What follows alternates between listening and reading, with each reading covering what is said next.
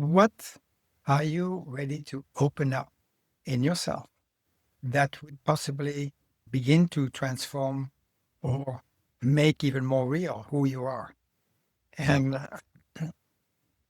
this is one of the reasons I turn to elders, is that as an elder, I can see that it's more possible to talk to some aspects of one's life where there was an opening, and it may maybe have been followed by a closing, going back to regular life. I find that elders have an appetite for more enough, especially if they are lifelong learners. Their heart is still open. Their curiosity is very strong. So it's a mixture of their heart mind, as you said. Alain Gauthier, welcome to the Accidental Gods podcast. How are you and where are you on this early March morning? Well, I will say good morning, Manda. I am in Portland, Oregon, where I have been for 8 years now, and I am well today. I feel actually very energized. I think this is a fabulous period to be alive. Yes, particularly when Portland is full of people who dress up as frogs and then go and stand in front of men with assault rifles, which is an incredibly brave thing to do. I was very impressed. Where were you before Portland? You were in California somewhere? Yes, I was in the Bay Area, San Francisco Bay Area, Nice. living actually in Oakland, in the Oakland Hills, Wow. and that for 32 years. Goodness. What made you move to Oregon? Or is that, it doesn't really matter? I'm Well, just curious. two things. My second wife, Joan, got dementia, and we could not live in our home anymore together. Right. And so I decided to follow my son, who had moved to Portland 15 years before. Okay. And that worked out very well. I feel at home in Portland for the first time that I've moved to the States. I really feel at home Wow. here. Wow. And it's 40 years since you moved. Yes, Right? Yeah. yes, Wow. yes, Gosh, that must be an interesting sensation. We might yes. look back to that. Well done, your son. All right. In the meantime, you are co-founder and coordinator of the Regenerative Elder Process at the Elders Action Network, which is how I came to know you. And in a document that introduces that, you say, and you're talking to prospective people who might want to undertake this process, and we will definitely link to that later on. As a dedicated environmental, sound democracy, or social justice activist, you know that we are living in uncharted territory and turbulent times. The way we have done things in the past are no longer working. At REP, which is Regenerative Elder Process, we ask a question that we think is at the heart of our predicament, and it is, to what extent is our own worldview contributing to our inability to deal effectively with the polycrisis we are in? If you are willing to challenge your worldview and find a way to reground yourself in your deepest authenticity in community with other learning elders, you might choose to experience the regenerative elder process. And frankly, that sounds like a recipe for the whole of humanity, whether we consider ourselves to be elders or not. This. If we don't change our worldview, the bus is going over the edge of the cliff. And so, really, Anna, you wrote this, I'm hoping and assuming that a lot of people are resonating with it, but I'm also aware that for a lot of people, a worldview is such a deeply embedded thing that challenging it is almost beyond cognitive capacity because we don't know to what extent the things that we believe to be true shape our understanding of the world, because we believe them to be set in stone and we don't even consider them. How have you, Anna, got to the point where you understand that this is key to our survival and a way of helping people to become less cast in stone than is the normal human situation? That's a big question. It could take at least an hour just to unpick that, but let's go with it. Thank you for the question. Yes, a worldview for me is like water to the fish. We don't see it unless we have a way to possibly compare it to another worldview. And I was immersed in the system myself for many years. I was with McKinsey and Company, business school graduate, immersed, working initially for very large corporations in Europe mostly. And I could see, yes, this system works in a way until I moved to a spiritual community in the south of France at age 40. Wow. And I spent 5 years there. Was that And Plum Village? No, not Plum Village. It was called Le Bon Fin, and it was part of the Universal White Brotherhood. White in a symbolic sense, of course, Right. Not the skin color sense. not in skin color. And I started opening my heart to another reality, that we are all interconnected. I felt interconnected with the sun when we watched to see the sunrise in the morning over the Mediterranean. And that also let me see that I needed to move to another country, and particularly to California, to really challenge some of my ways of working as a consultant, as a coach. And when I met Peter Senge, uh, uh, actually before I even moved to the States, he was then just a professor at MIT and beginning to create what he called the MIT Learning Center, which then became the Society for Organizational Learning. And then Peter and I and a few others started teaching a course called Leadership and Mastery, in which we started examining some of the limitations of the current world. And that was very important for me to start looking at my current activity. I was still a consultant. I was still doing some work with executive teams from a slightly different perspective. And particularly the learning perspective is we are lifelong learners. What can we discover that we haven't seen? And that be on the track of trying to look at what was essential if we were going to possibly challenge and change the existing system. But it took me a longer while to do that work, probably about 30 years, until I came upon some other sources, including Jeff Carrera, who is a spiritual leader, heads it's called the Mystery School in Philadelphia. And with him, and I hope this is not too long-winded answer, I started opening my heart and my soul even more to what is trying to happen. And so that was the second step, if you like, in my, like we could say, if it's not too bold a term, awakening. And I just found Jeff Carrera. I will put a link in the show notes. Yeah. So let's unpick a little bit. Let's just go back a bit. Yes. 40 years ago-ish, so in the 80s, you were in the heart of what we would now consider to be the giant vampire squid wrapped around the face of humanity. But we didn't call it that then. We thought it was progress. Yes. And you left everything and went to a community in the south of France. Can you say a little bit about what kind of, I am guessing, a life crisis of some sort led you to let go of the business world and move into a spiritual setting? What happened? Can you tell us? Yes. Well, it was very much under the influence of my first wife and current wife, because we married 3 times. Because she met Omar Mikhail Ivanov, the founder of this center, and who was a Bulgarian, moved to France during the war or right before the war.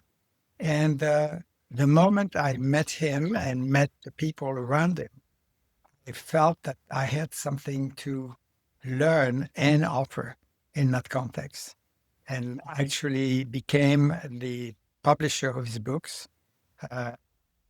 And actually, yes, both was responsible for the printing shop we had and a team of voluntary people who were offering the books in different bookstores and health stores health food stores. So it was, and what is interesting though, I didn't stop my activity. Otherwise, I became more of a professor, of a teacher in a business school in Lyon. So I commuted every week. Uh, and, I also continued my consulting work with firms in Europe, not just France. So I was living in both worlds. Interesting. You were right. You had a foot in each camp. How did that feel internally? Did you feel split, or were you feeling as if you were integrating both lives? I was beginning to integrate, but there were still moments where I was just in my skin as a product of a Stanford Business School and Kinsey, and I had learned into a Boston Consulting Group theories, etc. So I was still what I was teaching was still a reflection of the dominant system. Right. However, I think the way I was teaching it, I was slowly opening my heart and seeing that there was a larger picture that we could be aware of. Right. As we were still working within the system as it existed. Right. And you've talked about opening your heart several times in the beginning here and then more with Jeff Carrera. And also you mentioned connecting to the sun. And I Yes. wonder, I've listened to a lot of podcasts with you and also read some of your work. And you talk a lot about connecting with other people and slightly less about connecting with the rest of the web of life. But I'm guessing that's not that you don't know that it's necessary. It's that it hasn't been a focus of what you're doing. Can you say a little bit more? Because I think if this is too personal, then we won't go there. But heart opening feels to me, actually, this is the core. This is the answer to your question of how we change, how we believe. If our hearts are open and we're coming from a space of what in my teaching we would call heart mind, Mm-hmm. then our belief system can become incredibly fluid. If we're coming from head mind, then almost by definition, there's a degree of sclerosis in there that we can't see. For you, what does heart mind opening feel like?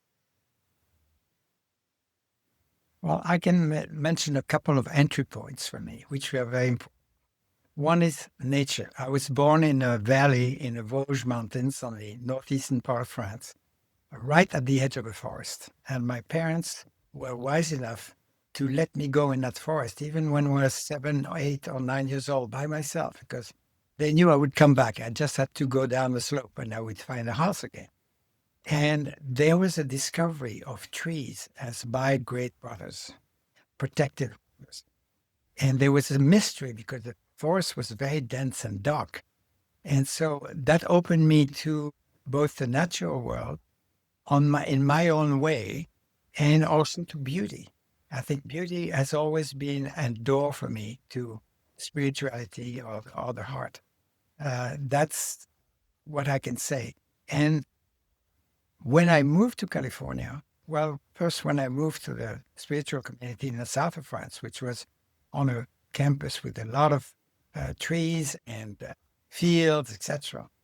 I was there. I lived in a mobile home for 5 years. So in a fairly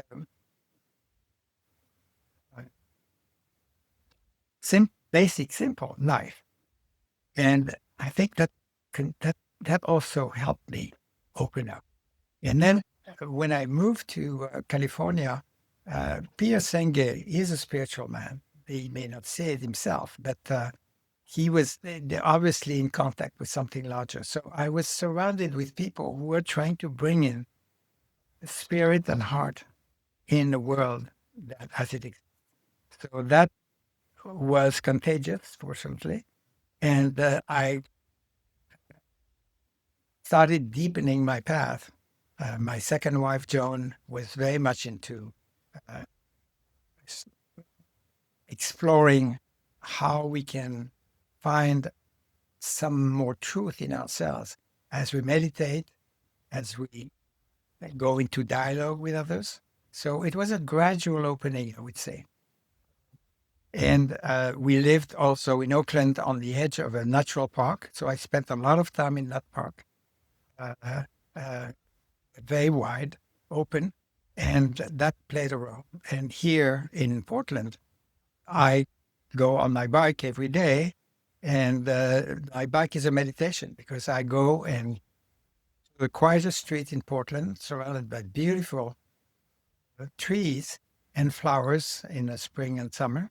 And then the aim of my bicycle ride is have a look at golf course, which is below, and then Mount Hood, the very high volcano which is huge. And that is for me the mountain, which also represents the connection with the unseen.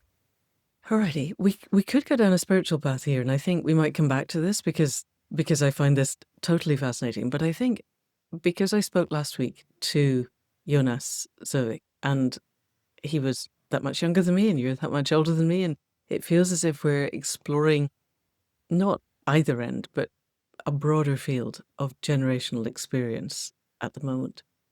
And you explicitly work with people who identify as elders, or at least who are older. Yes. And I am very aware of Bill Plotkin's assertion that our culture is locked in early adolescence and that very few of our old people get to be elders. And that doesn't mean there aren't any, definitely. But it means that the lineage of young people growing in a community where the elders' explicit role is to help them to evolve as humans isn't there. And I have a belief that one of the reasons for being a human is to help create the ground in which the next generation of humans can thrive, which we're doing exceptionally badly at the moment. And yet, as you said at the beginning, we are in the time of total transformation. It is an astonishing time to be alive. With the people who come and work with you within the regenerative elder process, how do they get to grips with the fact that our culture isn't really designed to help people flower as elders? And yet, if we're going to turn the bus from the edge of the cliff of extinction, we have to find a way of eldering ourselves. How does that work in your group or in your opinion? Well, I want to credit a close friend called Lloyd Henson, who introduced me. I mean, I had when I still was in the Bay Area, I had a number of sessions with two people who had been initiated in the Lakota tradition to being in a circle, the way of the council. But it had not permeated me as much as it did when we started talking about working with elders with Lloyd. He's himself very involved in ceremonies, water ceremonies in the area, Minneapolis, and has a very deep understanding of what Indigenous wisdom traditions bring. And we felt that indeed for us Westerners, the way to start seeing our worldview in a certain light was to contrast it with the Indigenous worldview. And main aspect of it is sense of all my relations. I am related to everything. Right. Omitakwasi. Yes. Yes. And so gradually I immersed myself into some of the readings. We found some videos too, so that we could put in front of people who were interested in going on a journey of exploration. And we call them explorations, where they could see some aspects that they could resonate with and which were quite different from the things they might have resonated with most of their life. So for me, what is fascinating about the Indigenous perspective is indeed that anchoring in the local aspect, local landscape, local rivers, uh, and the sense that, yes, I am nature. I'm not just part of nature. I am nature. So I could say I am the sun too. So, and that's what I was the trigger and the enabler as we gathered a small group of us. We also went to define what we wanted to offer. We also went through the U process, uh, Otto Scharmer's U process. Right. Nice. In order So to for people who find aren't out, familiar with that, can you describe what that is? yes, so the U process is actually a process that we go by uh, being aware of what we are uh, in the middle, beginning to listen deeply as to how are we identified with it, and what the major things we may want to possibly let go, or at least be not so attached to go to the bottom of the U, which is a sense of being one with reality. Immerse oneself in reality, and let's see what kind of new reality wants to emerge out of that state. And then crystallize it in some form of a vision, but very quickly go to prototyping it. Means making it work, and with the view of other people coming in, and then possibly changing the structures that this prototype can lead to. So it's a very organic process that Otto Scharmer discovered himself when he was talking to a number of innovators in all sorts of domain economics. And they followed some process of that kind. And then he formalized it as a good academic that he is. And there is a process that a group of people can follow. And I have led that process myself in a number of organizations. It is amazing and it's best if you can do it in a context of a very quiet environment, nature. So I've done it mostly in a form of retreats. So we actually put ourselves in some form of retreat, a group of 7 or 8 of us. And out of that came the prototype that we call now REP, Regenerative Elder Process. And out of that came also our podcast, which is the Way Forward Regenerative Conversations. So it was a very pregnant time for us to be through that. And we have now led that process with about 50 to 60 people together, classes of 10, 12, 15, 20 people maximum. And where is an opportunity to see parts of our life which have sometimes pointed us, like I mentioned my youth, were pointed at some other reality that we did not necessarily investigate in much, and we got distracted by the modern way of life. So elders have a rich experience, many of us have, that actually has periods like mine where we can go back to and say, oh yes, there was a sense there that there was something else to be discovered. And one of my friends, Jack Zimmerman, said there is a symmetry between being a very young child and being an elder.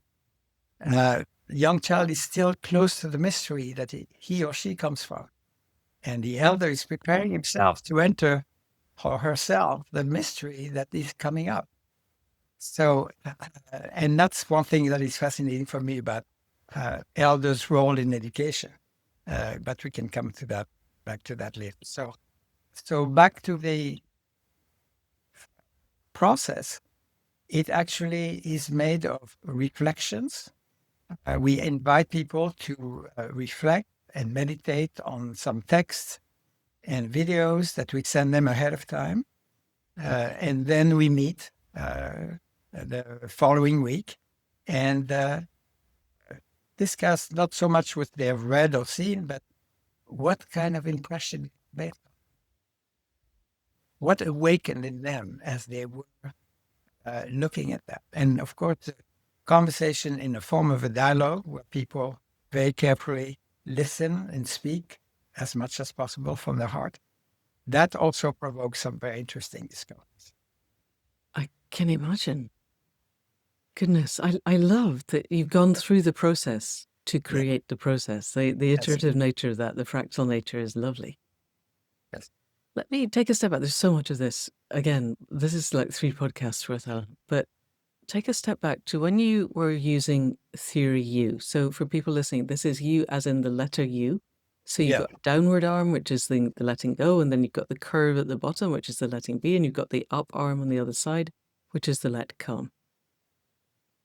And so one of the things that I feel is changing politics is not impossible, but it's slow because we have a system that it was deliberately designed to have a lot of inertia built into it. Changing business could happen overnight. If Yes. everybody on the planet decided that, let's say, for instance, clean air, clean water, clean soil were the priorities, capitalism would be over by tomorrow night.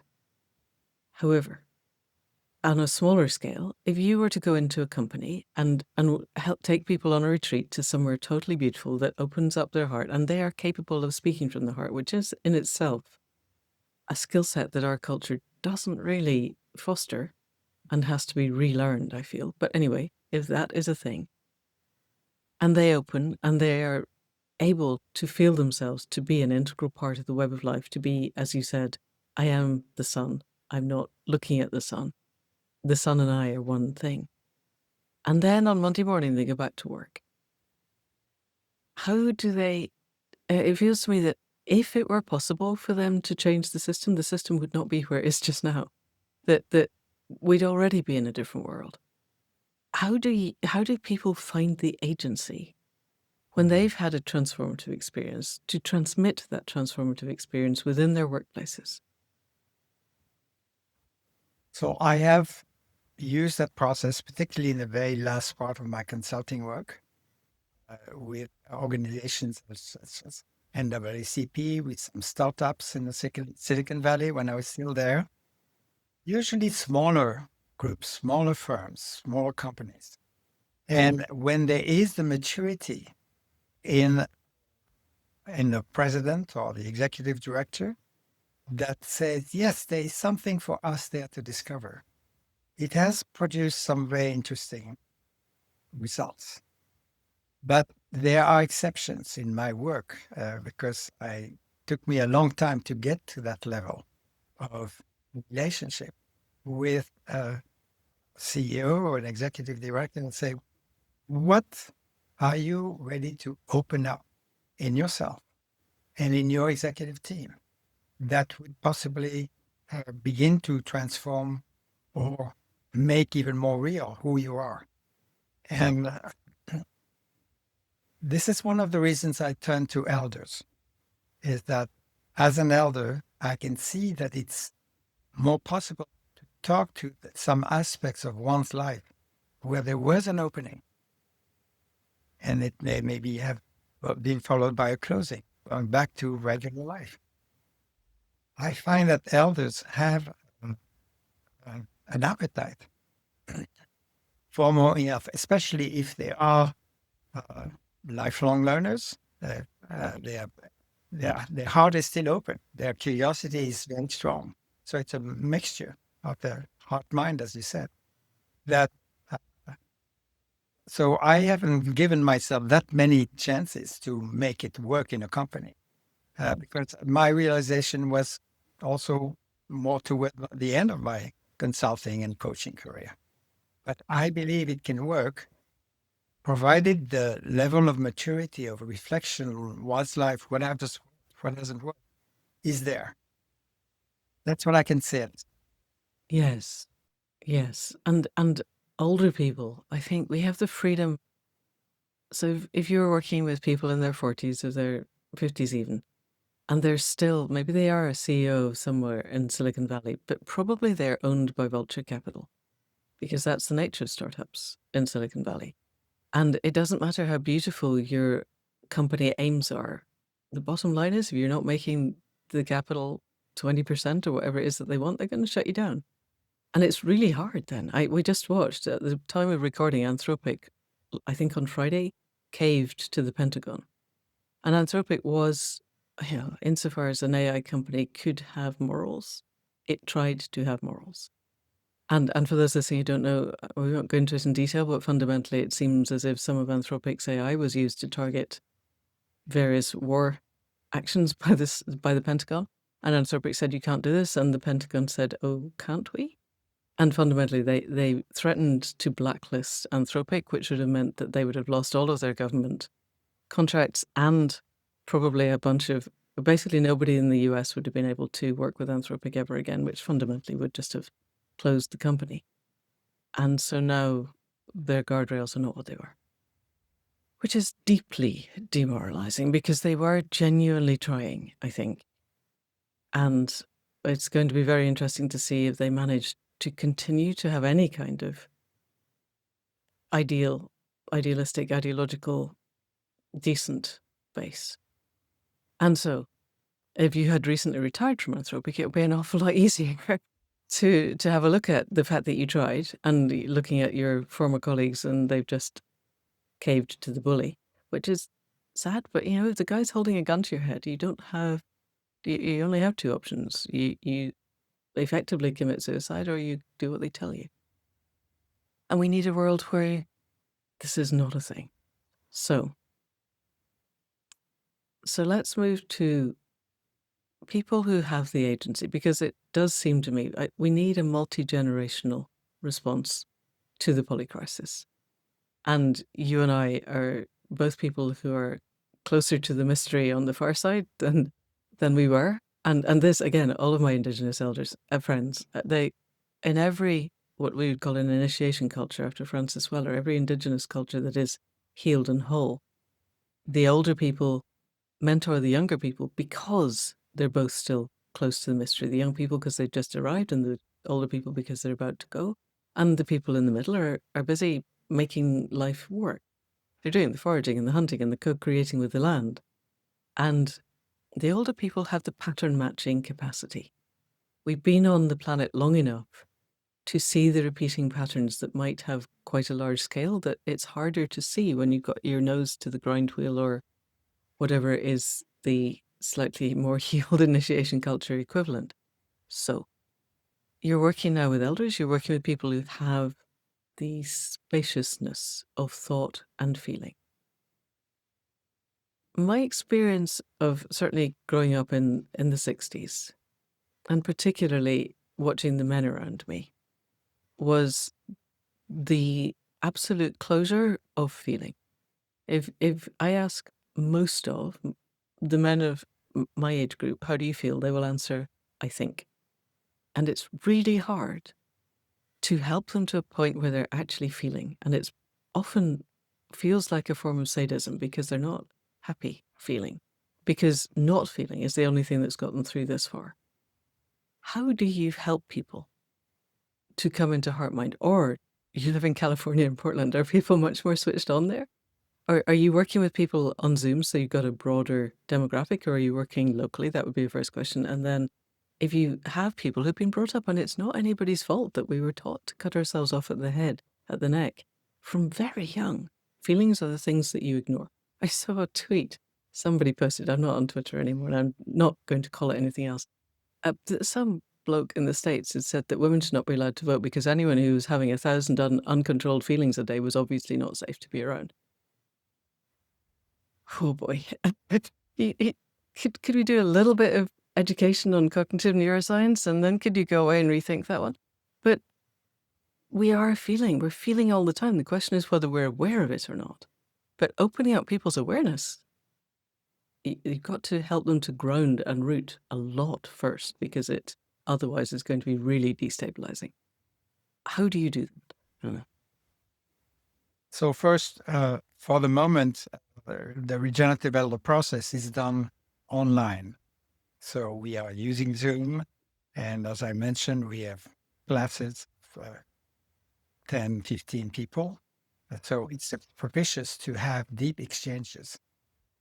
The people, I think, who are attracted by this is people who are who may have tried the leisure route before and seeing that it's not quite satisfactory. Just that it's important, but it's not sufficient. So there is something that is taking advantage of their freedom to invest time wherever they want to. Uh, they there's probably something in the material or some initial. That's why we have an introductory exploration, which only takes two hours to explore, and then 2 hours to see with others. Well, am I ready for that?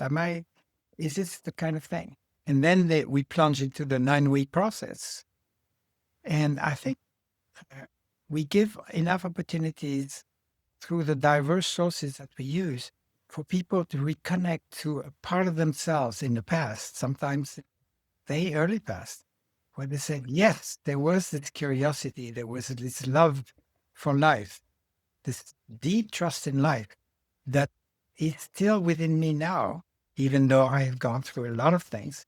And if I am in the right context and talking about it, thinking about it, writing about it with the other people who are so predisposed, something is going to happen. And they sense possibility as I sensed it myself. So I would say the secret sauce is actually the capacity to open up to something, to memories, to a conversation, to a video, to a writing, that where I feel that inner vibration. Because for me, that's what I describe now when I say, am I in touch enough with what is trying to happen within me, in my heart mind? I feel that very slight vibration in my heart.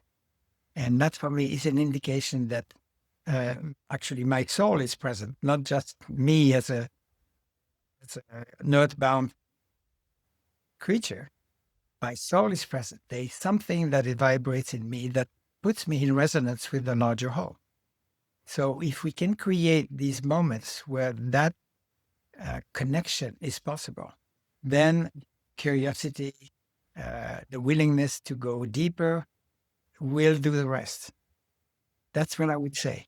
And interestingly, we are now setting up a group, which is we call the Kinship Circle within the community. It's a small group of about 10, 15 people. And we are exploring together the circle process, using the way of counsel as one possible, or the heart circle, which is another way to say, let's see how we can create the conditions ourselves to do that locally where we are with the people that we interact. Because I believe very much in-person communities as a way to rebuild the democracy from the bottom up, and rebuild possibly even companies from the bottom. And so we are trying to equip us, because I'm part of that, to have a different kind of conversations that is based on this very attentive. And from the beginning, we've said in our relational agreements, listen from the heart with an open mind, an open heart, an open will. That's what Sharma says too.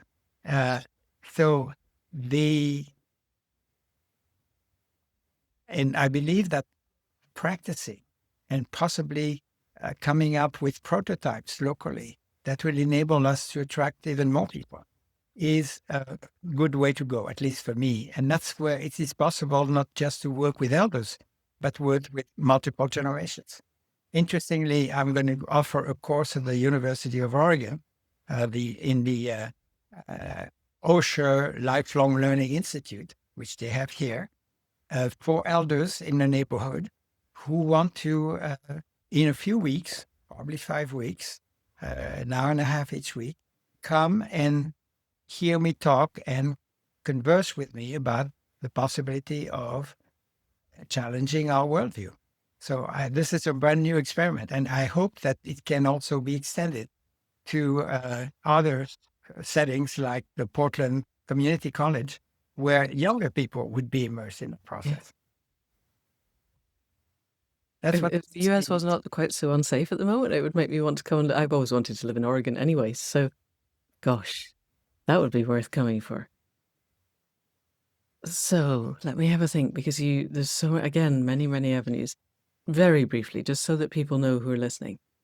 I'm pretty sure that I saw that it's from 9 o'clock in the morning to 11 o'clock Pacific time. So actually people in the UK or Europe or South Africa or anywhere in those time zones who are interested, it's quite accessible, because it's 9 o'clock in the morning for you and we started, and it was 5 p.m. over here. There's an 8-hour time difference. So technically you could have really quite a wide demographic joining in this. And we've had some people from Europe, some of my friends Right. have signed up for the process, and that has been very interesting. Yeah. Yeah, because what people take for granted is different culturally. Yes. Oscar Wilde said a long time ago that the US and the UK were two cultures separated by common language. Yes. He was always very smart. Okay, so that's one thing. You mentioned the Wave Council and the Heart Circles. Just very briefly for people, can you outline one or both of those? Yes. Well, I could speak, a few words about each. So the Way of Counsel is about speaking one's truth in the time that I need, but hopefully in a somewhat succinct way. At least that's my bent. And then have the next person, and then we also use the talking stick. So then one person can either grab the talking stick or you can hand it to the other, and they also will the same thing, whether they are saying anything about what you said or saying something that is in them. So it encourages genuine expression of what is vibrating within me that I feel a need to express, and put it in the circle and see if it has some resonance. So that's for me, and there's much more to that in the Wave Council. And so everyone has a chance to say something. And you have to be patient, and it's not about ping pong game between two people. It's about really listening with as openly as possible to what I say and what other people say. And the heart circles is very much in the same way, except there is an emphasis on what's the heart direction that I have. What is my heart asking for, begging me to look at? And so the relational agreements go in that direction. Say, really listen to your heart, listen to other people's heart, so that we can bring something out, in the middle of the circle that I have never heard myself say, or I have never heard another one person say. So it's the joy of discovery and the joy of the connection, the deep connection. So we are just starting this. We've had a couple of sessions on this, but they both have been very good, very helpful. I just mentioned in the last one, the last heart circle that we did with about 10, 12 people, we asked, can you tell a story of a moment or an event in your life that has changed your life, that has influenced your life for a deep change? And there was a level of authenticity and intimacy that was created out of that was quite remarkable. That sounds glorious. And yes, I can imagine, or I'm feeling, even now with you recounting it in my heart space, the fact that we as humans pay attention to so little of what's actually happening, partly because we haven't been trained, and that the energetic reality of any space is by far the most important. But our hearts respond to that. And if you can create an authentic, heart-held space, the resonance is there, will help people who are not used to authentic heart-held spaces to sink into the heart space. And that takes us out of one of the things that I think, certainly back in the 80s, when therapy was less efficient than it is now, frankly, because I say a lot in the podcast, Dick Schwartz's statement that almost all of us, almost all of the time, are walking around in a state of internal civil war. And one of the things that can make these kind of spaces fall apart is if everybody is speaking from a part and the parts start clashing, then you end up with a very large family argument, basically.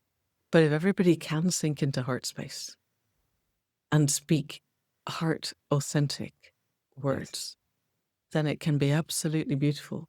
And I think the other thing that comes up for me at these points is often Gandhi's statement, which was, God knows the truth. My truth changes from day to day. My commitment is to the truth, not to consistency. Yes. And that is what I speak now, is what my heart believes to be true in this moment, and making an agreement not to weaponize each other's vulnerabilities and not to say, but last time you said that, and now you're saying something different, and that's bad. We just don't do that. Don't get into that space. Allow everybody's heart to be open and vulnerable and wide and deep and strong and clear, and it can be amazing. I'm so happy you're doing this. And it's going to be very interesting if you do get to Portland College to feel the generational differences. Yes. Because one of the things that I feel, if we look at all of the initiation cultures in past history or that are on the earth now, the elders were valued so much more than our culture values elders, because they held the pattern matching of the people. They held the wisdom. I had a friend who lived for a while with one of the Indigenous tribes in Africa. And she said that if a child died, it was quite sad. But nobody mourned for very long because you kind of know where they come from and you can make another.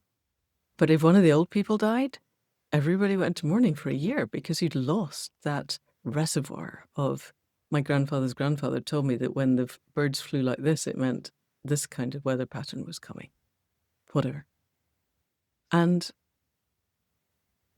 we don't value our elders like that because we think we can get everything off the internet.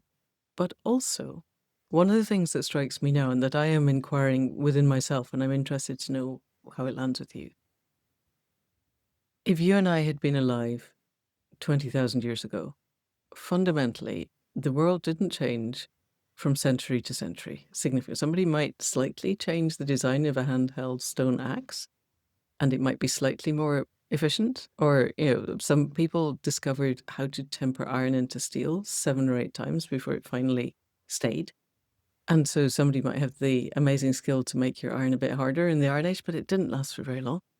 And we're talking about Bronze Age and before. For many, many, many millennia, nothing changed much. And the elders did hold patterning that was very important. We are now in the uptick of the singularity. Tomorrow is not like yesterday. And next week will not be like last week, and next year is totally unknowable. And yet, I feel there's an enormous value, there's an intergenerational value in understanding that our neurophysiology is different, and we have the space in a culture that is frankly insane to do the heart work that you just described. It's a different valuing of elderhood. Yes. In your conversations about eldering within the Elders Action Network, how do you see the value of elderhood?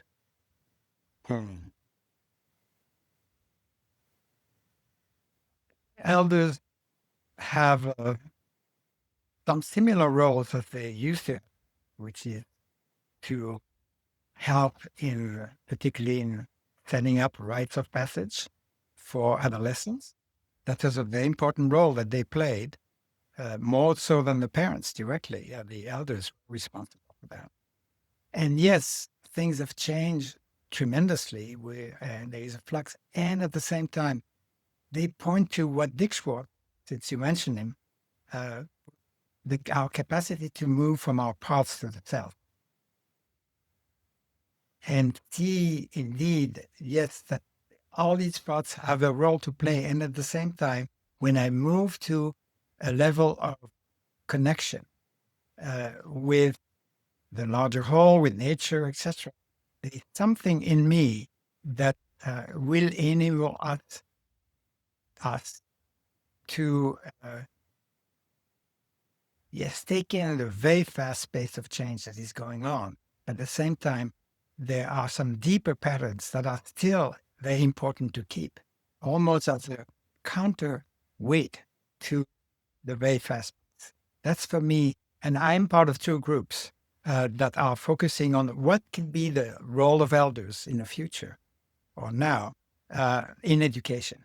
Not to replace the teachers, not to replace the parents, of course, but as an addition by telling stories, by walking in the woods with younger people, etc., and to let their own heart open to this young heart that is a younger heart which is with them, and see what comes. Not coming from I have this wisdom, etc. No, from a deep humility, but also a deep receptivity to what may come, because my circle of reference is wider than just the life I lead right now.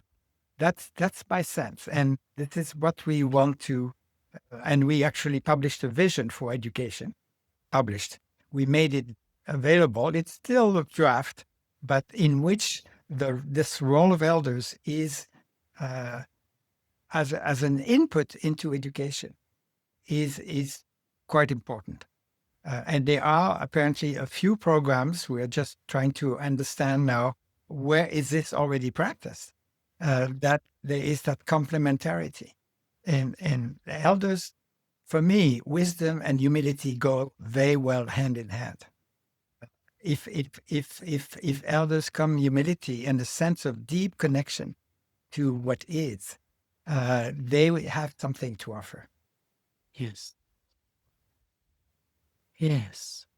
Partly it's easier to have the humility if you're not trying to prove something in a workspace, I suspect, but also, as we said earlier, the energy of being connected is a transmissible thing. If one person is grounded in a circle, it's much easier for the rest of the circle to grow. And children feel that. I'm sure they do. And I don't know if you've looked at the school in the cloud, but I'm absolutely remembering, I can't remember the gentleman's name, but he put a computer in the wall of his university building adjacent to the slum because someone had said, the slum kids will never be able to do anything. And within a couple of weeks, they'd taught themselves English and they'd managed to work out how to use the mouse and the pointer, and they're using the computer. And someone went, oh, well, one of your students obviously taught them. He said, okay. So he took his computer and installed it under a tree in a very remote village, miles from anywhere. And he loaded up genetic engineering modules. And he went back a month later and the kids had taught themselves English again and they'd gone through everything. And he got them all together and he said, what do you know? And they said, no, we don't know anything. And he said, well, tell me something. And this little girl at the back of the room in a mixture of English and her own language said, all we learned was that improper replication of the DNA molecule leads to disease. And he was like, oh, okay. And he sat them the exam. And because it was an English thing, 70% was the pass rate and they didn't quite get that. So the reason I'm telling you this story is he went to the elders and he said, we need the pedagogy of the grandmother. And he got all the grandmothers and he said, you need to teach these kids. And they said, we don't know genetic engineer. We don't even know how to use this computer. And he said, no, you don't need to. You just look over their shoulder and you go, oh, wow, that's amazing. I couldn't do that at your age. What else can you show me? And within next month, he went back and they all aced the exam way over 70%. So look up School in the Cloud. It's great. It's on YouTube and it's really, really inspiring of how much young people are so willing to learn and want to learn. And we design a school system that just crushes all that creativity. But the more elders can be genuine elders, the more that we can begin to get that flow back again and have that sense of mutual respect that is what feeds our soul when yet another box from Amazon is not going to do it. I interrupted something you were going to say. Please go on, Alan. I'm sorry. No, I interrupted. For me, what elders bring too is a deep trust in life. You Sometimes. said in one film about you, not always. Yeah. I saw in the film that the love for life. For me, the trust in life, which came to me when I had a liver transplant 11 years ago, and which could have been the end for me because it was just a question of weeks. But out of that came a sense that, which probably was there before, but I can trust that life presents me with what I need when I need it. And a sense of broader service came out of that experience for me. Right. And my sense is that elders who reflect on their life and some events in their life that may have been difficult, painful, etc., but see what does it do to my sense of my relationship to life? Do I trust life even more because of that? And I think to instill that, to help young people approach life from that perspective, that I love this life as it is now. And I can see, I trust that life will, and some people might use different words, that providence, or, but life will offer me what I need when I need it. And I think from the mouth of a person that has lived a long life, I think it has possibly some weight, especially if it's done in a very humble way. Yes. And being in love with life. Yes. Just that. And how many people are, and if we can get a critical mass of people who are in love with life, connecting to the young people, the world, I think, would be a different place overnight. We're heading towards the end of our time, but you said on the way through that it used to be the role in Indigenous cultures for the elders to set up the initiation, the rites of passage, right, through adolescence for young people. And I believe we need that again. I think you probably do too. How does one do that if one did not have an elder setting up a rite of passage in one's own adolescence? That feels to me one of the absolute crucial questions of our time is how do we build authentic, relevant, useful rites of passage in a changing world for the young people when that was not modeled for us? I don't think it's impossible, but I'm really interested to know how your group and you are approaching it. Well, frankly, we haven't discussed that deeply. Okay. That's and that podcast number 2 then. A very, very good opportunity because we are focusing on elders, what can be our role. But many of us have actually acknowledged that there was not such a structure in our early life. And it took us sometimes a long process in order to see, yes, you can have a rite of passage at any age in your life. And sometimes circumstances, sudden deaths, etc., can provoke it. In my case, for instance, I didn't have such influence. However, I lost my father when I was 9 years old. So as an orphan, I was confronted with life and the insecurity of life, so the survival issues early on. And that's why I relied so much on my intellect, on my mind to survive. And so my rite of passage was later on to see, but it's not enough. It's great. So we can compensate by being, and the kind of people we connect with, the sources we open to, can be a very important source of influence in setting up or learning from the events that follow in the rest of your life. That's the way we approach it at this time, if you like. But it's a very valid question. And circle of young people, I think, with the circles of young people where they can open their heart and their questions would be very helpful. I'm sure they exist.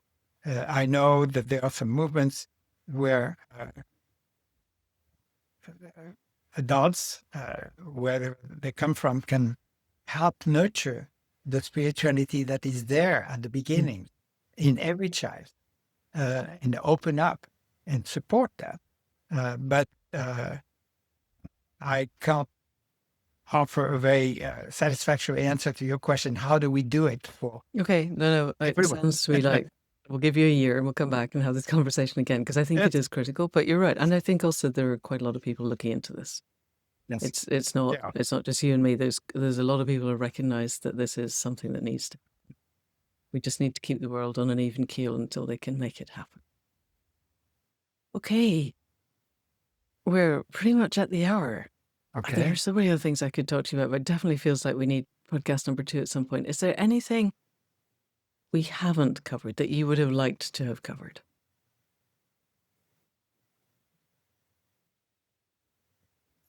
One thing that I find important for young people and for elder is to immerse themselves in the beauty that is perceptible to them. For me, beauty, as I mentioned earlier, has always been the door to spirituality, to emotion, and probably to sensing that vibration in my heart that I mentioned. And this is why I'm such a militant for protecting the natural beauty that exists, but also, of course, the beauty that we create as humans. Yeah. And when I see efforts to industrialize even more, our agriculture, our the way we handle forests, etc., I say this is a crime. Oregon is threatened to have many of its beautiful public forests given out to companies that will cut all the trees, and that for me is challenging. So that's one thing. I find myself sending a lot of how do you call them, notes to senators and so on, Right. saying, yes, do that. Protect Yeah. whatever beauty is still left. And not everybody responds to beauty the way I do or the way other people do, but it's a very important entry door into the sacred, into Yes. what can open up our life to something wider than what we see. Right? Yeah. And old growth forests are millennia in the making. Just because the oldest tree is only 500 years old, it grew in a forest Yes. with trees that were much older than that when it was young. And cutting down old growth forest is, you're right, it's utterly criminal. So I hope your letters to your senators succeed. Yes. I'm not convinced the political system is designed such that people like you and me sending letters makes any difference at all. But I have a friend who's an MP who says that they do listen. So maybe they listen in your country too. All right. We will wrap up at that. This has been lovely. Thank you so much, Alain. It feels so inspiring. And I will put a link in the show notes to your introductory exploration and to everything else that you're doing and to your podcast, which is beautiful. Everybody, you should listen to that. The Way Forward Regenerative Conversations. And let's definitely come back in about a year and see where we've got to. That would be grand. And now our next explorations is in April. So, okay. Yes. All right. So we're recording this 2nd of March. It'll go out middle of March, so people have got time to sign up. Yes. Okay. Fantastic. Excellent. Thank you in so that much. case, thank you so much for coming on to the Accidental Gods podcast.